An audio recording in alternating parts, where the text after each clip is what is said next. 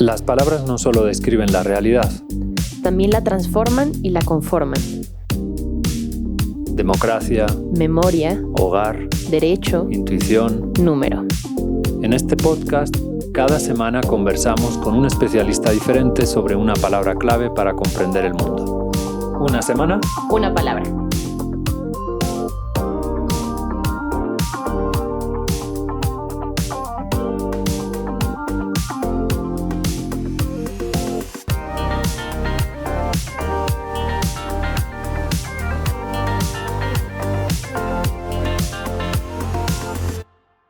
Todos comerciamos y comerciamos con casi todo. Comerciar nos beneficia y a veces nos perjudica. Esta tensión la hallamos en innumerables historias sagradas y profanas. Marcos escribió: Llegaron a Jerusalén, y entrando Jesús en el templo, comenzó a echar fuera a los que vendían y compraban en el templo. Volcó las mesas de los que cambiaban el dinero y los asientos de los que vendían las palomas, y no permitía que nadie transportara objeto alguno a través del templo. Y les enseñaba, diciendo: ¿No está escrito? Mi casa será llamada casa de oración para todas las naciones, pero ustedes la han hecho cueva de ladrones. Los principales sacerdotes y los escribas oyeron esto y buscaban cómo destruir a Jesús, pero le tenían miedo, pues toda la multitud estaba admirada de su enseñanza. Entre los griegos y romanos, esta tensión la hallamos en la figura del propio dios del comercio, Hermes entre los griegos, Mercurio entre los romanos. A Hermes se lo representa con alas en los pies y en el sombrero y un bastón peculiar, el caduceo, que lo acompaña en sus innumerables excursiones. Lleva alas porque es el dios de los caminos y de las encrucijadas, de las fronteras y de la plaza, el mensajero que une el mundo de los dioses y de los humanos. Y lleva sombrero en lugar de divina corona, porque el sombrero lo protege del sol del camino y porque el sombrero le oculta la mirada al negociar. Hermes es el dios de los mercaderes y Hermes es también el dios de los ladrones y del engaño. La palabra comercio procede de merx, mercis, mercancía en latín. Comerciar es intercambiar mercancías con los demás. De esa palabra procede también mercado, merced o mercurio. Estar a merced de alguien significa deberle algo. Mercurio, dios de la alquimia, capaz de convertir el hierro en oro, es literalmente el dios del mercado. Qué difícil, pues, saber cuál debe ser el papel del comercio en nuestra sociedad. De qué modo las transacciones comerciales generan nuevas y enriquecedoras conexiones entre los seres humanos. Cómo evitar que nos den gato por liebre o que nos den espejitos a cambio de oro. Cómo regular el comercio. ¿El comercio es amoral? ¿O por el contrario, hay un comercio moral y otro inmoral? ¿Es sostenible que la plaza comercial sea hoy el templo más adorado de nuestra aldea global? Para tratar de responder a esta y a otras preguntas parecidas, hoy nos acompaña Amrita Bahri. Amrita Bahri es doctora en Derecho Comercial Internacional por la University of Birmingham, maestra en Derecho Internacional de los Negocios por la London School of Economics y licenciada en Derecho por la University of Delhi. Amrita ha publicado 2 libros y numerosos artículos académicos en editoriales o revistas de prestigio, como Cambridge y Oxford University Press, Edward Elgar, Journal of World Trade y Trade Law and Development, entre otros. Además, Amrita es profesora en el Departamento Académico de Derecho del ITAM y directora adjunta del Centro de Derecho Económico Internacional del ITAM. Pues muchas gracias, Amrita, por acompañarnos hoy aquí en Una Palabra. Muchas gracias. Es un gusto estar aquí. Para empezar a divulgar tu trabajo, primero nos gustaría preguntarte una pregunta muy general. ¿Cómo definirías tú lo que es el comercio? Es una pregunta simple, pero al mismo tiempo es una pregunta muy difícil de contar en unos minutos. Ajá. Porque para mí comercio significa mi vida y mi trabajo por años y décadas. Comercio es las transacciones económicas y comercios y esas transacciones pueden ser entre países, entre humanos, entre comunidades y también entre continentes. Mi investigación, o yo estoy enfocando en temas de comercio internacional, comercio exterior, que es comercio entre los países.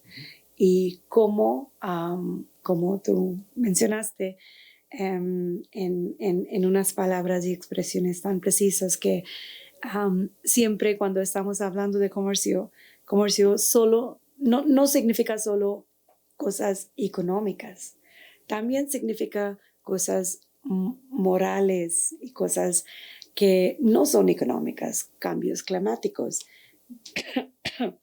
igualdad de género y otras cosas. Entonces, es una palabra que significa transacciones económicas y que tiene impactos no económicos. Lo primero que nos viene a la mente si pensamos en ello es, pues, por ejemplo, la ruta de la seda y cómo se abrieron los imaginarios de Europa a los asiáticos tras el viaje de Marco Polo, o, por ejemplo, la ruta de las especias, que buscándola pues, se unieron las tres naciones que hoy están aquí representadas, ¿no? La India, México y España, ¿no? En ese sentido, ¿en qué grado el comercio internacional establece puentes entre países e incluso entre civilizaciones y las hermana? Sí, es una pregunta muy importante y como se dice en inglés, ¿no? $1 million question. Y porque hay un dicho en derecho internacional y de comercio internacional, y ese dicho yo creo que es de año 47, 46, cuando los países estaban como juntando después de la guerra mundial, Segunda Guerra Mundial, estaban tratando de juntar y crear una organización internacional para tener amistades entre los países. Y el sentimiento de esta cita fue muy importante. Y la cita fue, y voy a decir en inglés, if goods do not cross borders, soldiers will. Traducción. Si bienes no cruzan fronteras, las van a cruzar los soldados. Exacto. Entonces, yo creo que comercio internacional es una manera que abre las puertas no solo para exportación o importación de los productos y de los servicios. También comercio internacional abre las puertas por muchas más cosas. Por ejemplo, intercambios de ideas, intercambio de interacciones, ¿no? Intercambios generales. Y cuando tenemos oportunidad de exportar e importar, también tenemos oportunidades de estar juntos en una mesa, negociadores y políticos de diferentes países para, por ejemplo, negociar un acuerdo internacional o para resolver un conflicto internacional sobre el comercio que estamos haciendo entre nosotros. Y estas oportunidades yo creo que abren las puertas para amistades, ¿no? Son fuentes de amistades que crecen entre los países. Y por eso dicen que los países que no están todavía abiertas por comercios internacionales, por ejemplo, podemos tener o podemos hablar de Corea, North Korea y Cuba, no son globalizadas, no son abiertos para globalización, y hay diferencias entre estos países y todo el mundo. Uno de las razones puede ser que no son abiertos y no tienen las puertas abiertas para comercios internacionales. A veces por voluntad propia, a veces por la voluntad de otras entidades, ¿no? Sí, tú, no lo dijimos en la presentación, pero eres la representante de la cátedra de la OMC aquí en México, ¿no? Sí. ¿Nos podrías explicar un poquito en qué consiste tu función? Sí, claro. OMC, que es Organización Mundial de Comercio, con su sede en Ginebra, tiene un programa. Este programa básicamente es por los profesores, economistas y abogados que enseñan y enfocan en su investigación en temas de comercio internacional y leyes de OMC. Y ellos dan esta cátedra a los países que están desarrollando todavía para desarrollar la capacidad sobre conocimiento, sobre entendimiento, para crecer entendimiento en estos países sobre comercio internacional. Y en total hay como 25, 30. Yo creo que recién agregaron más cátedras en el mundo por otros países también, no me sé. Pero en México, ITAM tiene la cátedra. Y yo con profesor Bradley Condon estamos compartiendo esta cátedra aquí en México. Y nuestro rol es crecer la capacidad de y entendimiento y conocimiento sobre derecho internacional, sobre comercio internacional y leyes de OMC. Hay 3 pilares de este programa, de esta cátedra. Primero es enseñanza, entonces desarrollar capacidad con enseñanza en el país y afuera. El segundo pilar es investigación, investigar y publicar. Y el tercero es policy outreach. Pensaba que ibas a decir divulgación y digo, perfecto. Sí, exacto, divulgación y divulgación con civil society organizations. Con sociedades civiles. Y divulgación con negociadores del gobierno. Para que podamos intercambiar las ideas y los temas que estamos trabajando. Ok.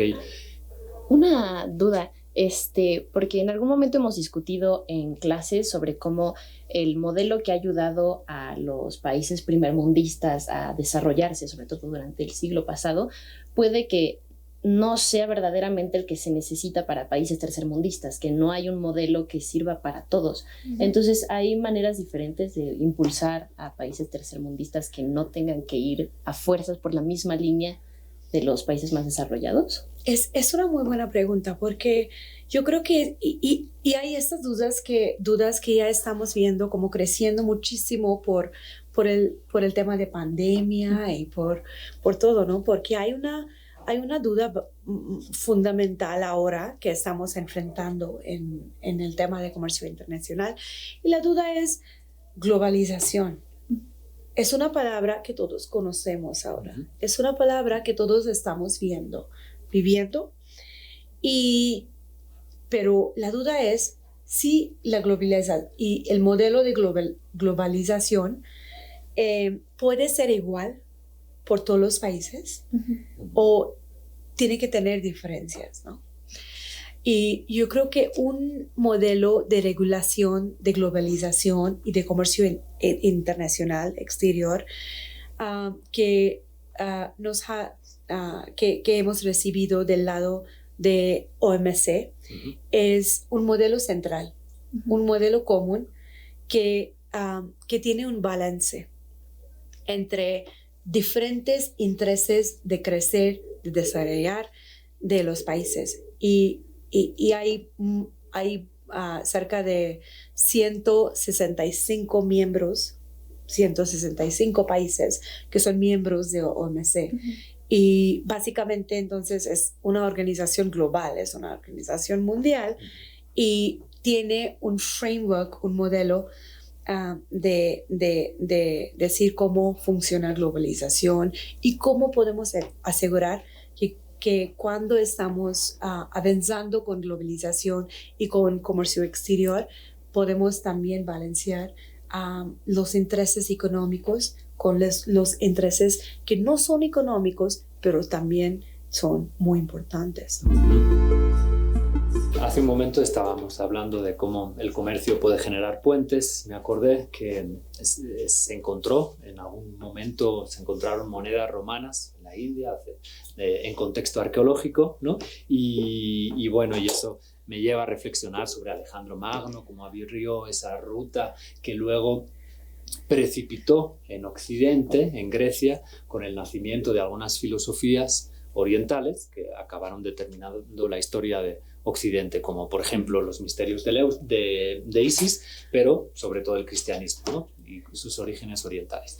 Pero bueno, todo este párrafo lo digo porque intuyo que Carlos nos va a hablar de cómo las matemáticas también han viajado con el comercio. Carlos, bienvenido, como siempre, un gusto verte. Muchas gracias, pero yo lo pondría más bien al revés, ya me conoces. Ajá. Cómo el comercio se ha desarrollado gracias a las matemáticas. Ajá.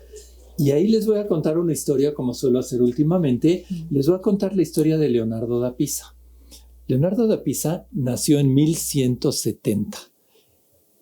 Creen que en Pisa y que murió en Pisa también en 1250. Leonardo da Pisa es mejor conocido, y a todos lo van a haber oído, como Fibonacci. Y es mejor conocido como por sus números, por los números que él creó, los números de Fibonacci. Pero no es de eso de lo que les voy a hablar. Fibonacci, como ya les dije, italiano en Pisa, su padre se encargaba de su educación y de repente al padre le dieron un cargo diplomático. ¿Qué cargo diplomático? Pues el cargo diplomático consistía en representar a todos los mercaderes de la región, en ese entonces se llamaba la República de Pisa, en el norte de África. Entonces él representaba a todos los comerciantes de ahí. Entonces se fue al norte de África para tratar de implementar el comercio y que hubiera más intercambios y eso. Llevó a su hijo ahí. Y ahí se educó el hijo. Y el hijo se educó en un mundo árabe. Y oh sorpresa, que del centro de Asia le llegaron los números indoarábigos, que en esa época se utilizaban en Italia nada más, bueno, en toda Europa, los números romanos. Yo no sé si alguna vez ustedes se han puesto a pensar en una multiplicación con números romanos, pero debe de ser la muerte, ¿verdad, Marina? Si sin números romanos ya es pesada, con números romanos es pesadísima, ¿sí? Entonces, él empezó a estudiar eso y cuando tuvo 30 años se regresó a Pisa. Y ahí escribió un libro que se llama Liber Abaci, el libro del ábaco, el libro de las cuentas, ¿sí? Y entonces, como él tenía injerencia por su padre con los mercaderes, les dijo, no, es mucho más fácil que hagan las cuentas con los números indoarábigos. Miren ustedes, vamos a tener algo que es fundamental en matemáticas, que es, tenemos nada más 9 símbolos y el 0. Y después, un sistema posicional. Lo explico rápido, no es lo mismo 10 que 100. El 1 está en distinta posición y representa distinta cosa, ¿sí? Ok, así es y gracias a eso se pueden hacer las operaciones mucho más rápidos.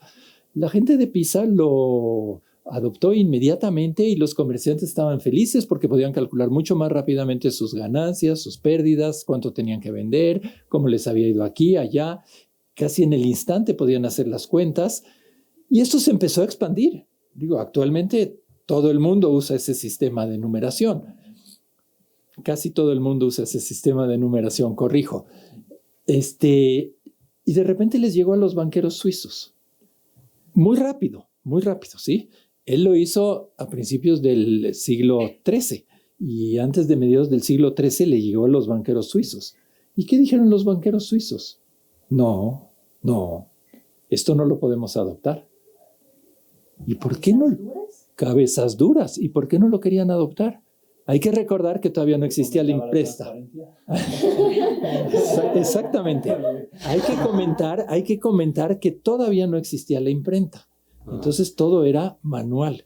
Y decían, no, yo no voy a usar esos números porque el 3 me lo convierten fácilmente en un 8. El 5 en un 6. Y si me ponen 2 ceros donde no van, debo una fortuna. Y entonces fueron muy renuentes en aceptar esos números. De hecho, de Europa fueron los que más tardaron en aceptar estos números. Pero sin lugar a dudas, el comercio se empezó a desarrollar fuertemente a partir de los números indoarábigos. ¿De acuerdo? No puedo decir no, pero siempre tenemos esa lucha entre los matemáticos, economistas y abogados cuando estamos hablando de comercio exterior, que ¿quién es más importante? Y nosotros decimos abogados, ley, pero tal vez sí, también tiene toda la razón. Los abogados se basan en un sistema axiomático matemático. Sí. Ok, ya no quiero. Les cuento historias para que sepamos un poco más de otras cosas. Un día nos tendrás que contar la historia de por qué en España, por ejemplo, y en México, con los mismos números arábigos, las divisiones se hacen de forma diferente. Sí, claro. Pero para otro día. ¿Eso es una cuestión de influencia americana o francesa? Sí, pero eso cuando en clase se me ha ocurrido hacer una división aquí se en México, medio locos. me dicen, profe, ¿pero qué hace? Y yo, no, pues dividiendo. Porque no entienden bien el algoritmo de la división. Ajá. Bueno, otro día charlaremos de eso. Muchísimas gracias. A veces el comercio une, pero otras veces es fuente de conflictos. Y para eso el comercio internacional, pues el derecho internacional, perdón, pues tiene un papel fundamental. ¿Cuál es ese papel? ¿Cómo lo explicarías tú a un público amplio que es el que nos oye? ¿Cómo se puede resolver un conflicto entre estados que tienen leyes diferentes? ¿Sometiéndolos a una ley superior o...? Sí, gracias por la pregunta. Cuando estamos hablando de comercio exterior, hay dos tipos de regulaciones. Uno es regulación multilateral, que es regulación de OMC, leyes de OMC, acuerdos y declaraciones de OMC, hard law y soft law de OMC. Y el segundo es el sistema o colecciones de acuerdos internacionales de comercio. Hay acuerdos de diferentes tipos. Hay acuerdos bilaterales, hay acuerdos regionales y hay acuerdos ahora mega regionales que están negociadas entre más de 50 países, por ejemplo, ¿no? Si vemos African Continental Free Trade Agreement, es un acuerdo entre más de 50 países, es un acuerdo mega regional. Entonces hay estos dos sistemas, multilateral y bilateral o regional. Y cuando estamos hablando de resolver los conflictos internacionales de comercio, hay que seguir y hay que resolver a través de uno de esos dos sistemas. Depende donde hay violación. Dice violación en español, violación de derecho. Si hay violación en acuerdos de OMC, que son acuerdos multilaterales, tenemos un sistema de adjudicación internacional en el OMC y es un sistema bilateral. Y a través de este sistema, los países pueden meter un complaint o un caso, una queja, y ahí hay etapas, ¿no? Primero, países tienen que empezar y tratar de resolver los conflictos con consultaciones, con negociaciones, así de una manera muy amable. Y si no logramos hacerlo, luego hay un proceso de litigio.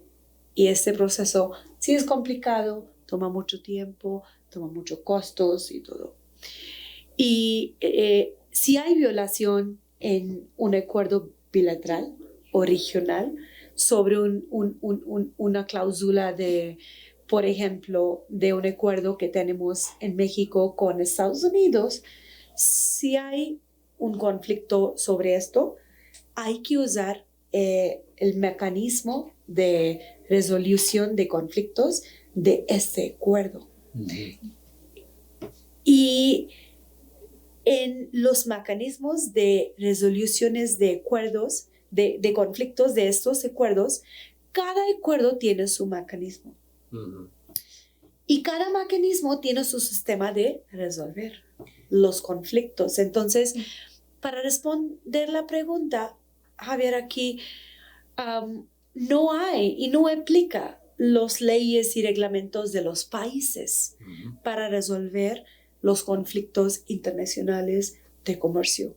Siempre hay leyes y reglamentos arriba de los países que son neutral por todos los países y también las personas que participan en estos procesos de litigios y arbitrajes y todo y arbitraciones y procesos de consultaciones y negociaciones, que son personas neutrales, que son personas de otros países que pueden juntar y analizar y resolver los conflictos. A veces estos conflictos llegan a lo que se llama una guerra comercial entre dos países. ¿Cómo se puede contribuir a pacificar esas guerras comerciales entre países, o en qué consisten estas guerras y cuál es el papel del derecho internacional en ellas? Sí. Creo que estás hablando sobre la guerra comercial entre Estados Unidos y China, que que ahora el mundo está luchando en resolver, ¿no? Y sí, es un tema muy válido y podemos ver las guerras sobre los impuestos, ¿no? En inglés se dicen the tariff war entre China y Estados Unidos, ¿no? Y ¿cómo podemos resolver esto? Bueno, la respuesta es, podemos resolver estas guerras si estamos siguiendo los reglamentos y las leyes de OMC, las leyes multilaterales. Pero hay una expresión clave. Si seguimos estas leyes y si seguimos estos acuerdos multilaterales, que somos partes, ¿no? Entonces China y Estados Unidos, por ejemplo, son partes, son miembros de OMC. ¿Y qué pasa cuando no los quieren seguir? Exacto, cuando no quieren seguir estos acuerdos y son partes de estos acuerdos y firmaron estos acuerdos y tienen obligaciones legales de seguir y tienen obligaciones, por ejemplo, de no aumentar sus tarifas, ¿no? Custom duties y todo porque no pueden discriminar entre los países, pero ya están discriminando. Entonces, ¿qué podemos hacer? ¿Qué tanta fuerza tiene la OMC para obligarlos a que hagan las cosas? Exacto, es una pregunta muy importante. Y tenemos el mecanismo de resolver conflictos, pero aquí el problema es que uno de los países tiene que empezar con una queja, con un caso, con un litigio. Hay que iniciar porque el mecanismo de OMC, de Dispute Settlement Mechanism, no tiene poderes suo motu. Entonces no puede iniciar del mismo un litigio si no hay una queja del lado del país.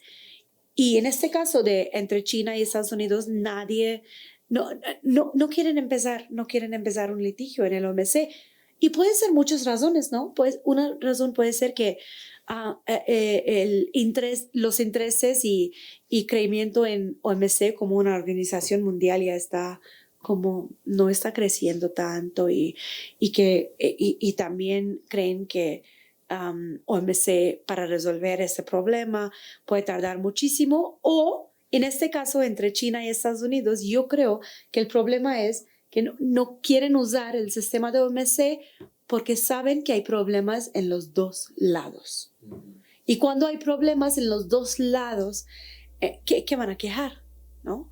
Bueno, cada uno quiere hacer lo que se le da la gana. Exacto.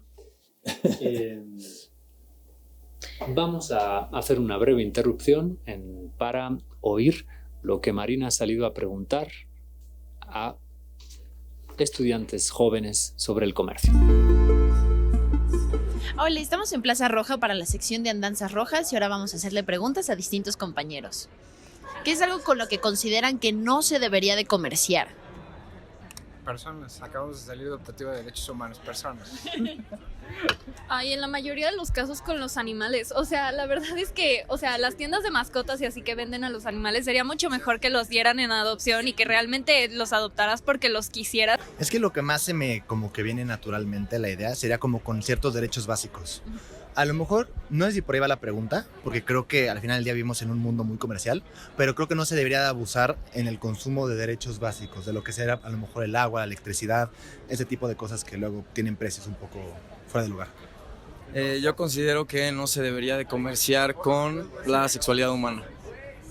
Creo que en general no me gustaría nada con, o sea, nada, ningún ser vivo, ni siquiera de que mascotas y eso también creo que no es la mejor versión que podemos hacer, pero bueno, por eso no sé, tendría que darle un poco más de pensamiento. Amrita, misma pregunta. ¿Qué es algo con lo que consideras no se puede o debe comerciar? Yo creo que hay intereses que son mucho más importantes que cosas comerciales, ¿no? Y uno de estos intereses son cambios climáticos. Otro, por ejemplo, el segundo puede ser inigualdad de recursos, inigualdad de género, ¿no? Y hace unos años estamos platicando y todos de derecho internacional estamos diciendo que estos acuerdos internacionales de comercio solo existen por comercio y que solo tienen impactos sobre comercio y de comercio, pero no es verdad. Ahora los estudios en los últimos años nos han enseñado cómo estos acuerdos internacionales de comercio y convenciones y tratados también tienen impactos que no solo son en el comercio, ¿no? Sobre comercio. Por ejemplo, inigualdad de género. ¿Cómo se puede combatir contra ello? Sí, tratados internacionales tienen impactos positivos y negativos por las mujeres y por el empoderamiento de las mujeres. Entonces, una de las cosas que tenemos que considerar cuando estamos tratando de negociar o crear un tratado de comercio internacional entre países es considerar cómo y qué efectos va a tener este tratado, este acuerdo a las mujeres y a los hombres. Es muy importante asegurar que cada acuerdo y cada tratado y cada ley y cada proceso que estamos tratando de crear tiene un efecto igual, tiene un efecto que no tiene discriminación. Y muchas veces las leyes, y no solo estoy hablando de los tratados, las leyes, los procesos, los acuerdos, tratados tienen un impacto unintentional, ¿no? ¿Cómo se dice? Inintencional. Sí. Tienen impactos intencional y tienen impactos que no son intencional. Y estos impactos que no son intencional siempre pueden dañar los intereses, las vidas y los derechos y los recursos de las comunidades que no tienen este acceso a los recursos que se llaman vulnerable communities, ¿no? Sí. Entonces yo creo que siempre hay que considerar los impactos intencionales y intencionales cuando estamos tratando de crear un tratado. ¿Y cómo Pero se si no pueden, son, si no son intencionales, ¿cómo los vas a poder medir?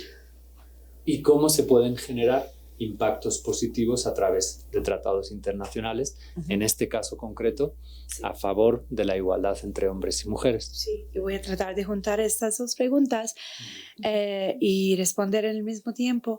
Yo creo que una de las maneras de identificar los efectos que no son intencionales es monitorear los impactos después de implementar estos tratados.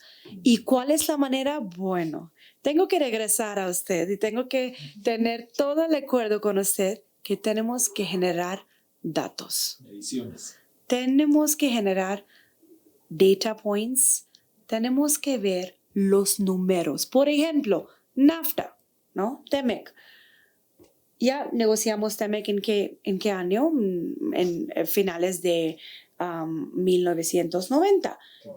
Y Y antes de que teníamos la oportunidad de renegociar TEMEC con Estados Unidos y Canadá, teníamos muchos años, ¿sí? Y en estos últimos 25 años o más, creo que teníamos muchos años para ver y para estudiar los impactos positivos y negativos. Y hay estudios en México y en otros países que dicen que sí hay impactos positivos, por ejemplo, a las mujeres por el TEMEC en México, porque han crecido más económicamente, que han tenido más oportunidades de empleos, de condiciones laborales, pero también hay estudios que dicen que hay impactos muy negativos a las mujeres a través de ese acuerdo. Entonces, yo creo que es muy importante monitorear impactos a través de esos números. Hay que ver los números.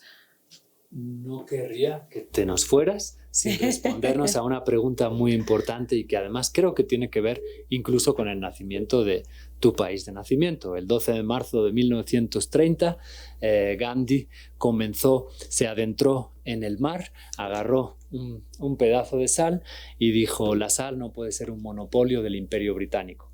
Y con eso denunció lo que a todas luces, al menos desde ahora, era comercio injusto, ¿no?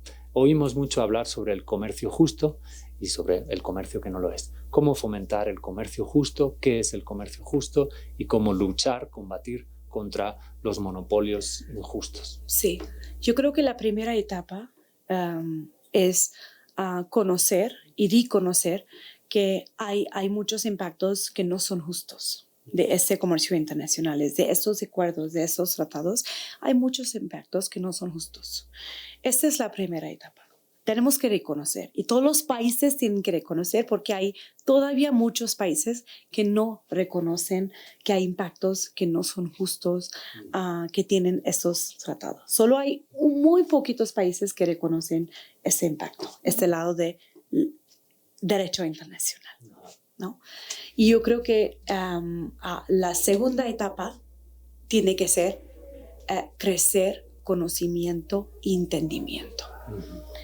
En los países, en los negociadores de tratados, en las universidades, para crear la capacidad de entender impactos diferentes de leyes, y no solo impactos que son más visibles y otros impactos que no son visibles. Entonces, yo creo que clave aquí es enfocarnos en las universidades como ITAM en investigaciones sobre, por ejemplo, derecho, que es mi tema, que es mi área de investigación, pero con diferentes ángulos y diferentes dimensiones. Siempre hay muchas maneras de ver y analizar los derechos. No es 2 + 2. Y siempre hay muchos ángulos. Y yo creo que es muy importante que tenemos que empujar a nuestros alumnos aquí en la universidad, que ellos pueden crecer y pueden ver en el futuro todos los ángulos y pueden analizar todos los ángulos de derecho y de los procesos. Por eso la importancia de combinar visiones para luchar contra los enemigos del comercio. Me vuelo aquí un título de un libro de Antonio Escotado, un filósofo español. Bueno, pues muchísimas gracias, Amrita, por estar hoy aquí con nosotros. Les voy a leer un cuento de despedida. Avicena escribió ya hace un milenio un cuento titulado El Tratado del Pájaro. En este cuento, un pájaro vuela de un sitio a otro buscando un amigo a quien poder confiar su secreto y con quien compartir sus penas. Pero se da cuenta de que tales seres son raros, porque la amistad se ha convertido ya en una transacción comercial. Comprende que solo si se establece una hermandad, dirigida desde arriba y cuyo fundamento sea la verdad, habrá una comunión libre entre todos. El pájaro llama entonces a sus hermanos en la verdad para que cada uno comparta con los otros sus secretos, para desplazar el velo que separa sus corazones y para que todos unan sus fuerzas a fin de llegar a la perfección. Les pide que manifiesten su individualidad interior y que escondan lo evidente, que amen la muerte para que puedan vivir, que permanezcan volando constantemente y no se escondan en sus nidos, no sea que se les vuelvan trampas. El comercio nació como viaje, mantengamos esa esencia aventurera y humana y comerciemos no pensando en la jaula de oro que podríamos comprar con los beneficios que obtengamos, sino pensando en los amigos, conocimientos y libertad que podemos obtener mediante él. Una semana. Una palabra. Gracias a todos. Gracias. Y por supuesto también a nuestros aliados invisibles, Emiliano y Jesús y Miguel. Ya saben, este programa no habría sido posible sin la colaboración del Departamento Académico de Lenguas, el CARLE, el Centro ITAM de Estudios del Bienestar, el Departamento de Matemáticas y la Dirección de Desarrollo y Comunicación Institucional del ITAM. Si les ha gustado este programa, ya saben, nos pueden recomendar, poner estrellitas y continuar oyendo o viendo.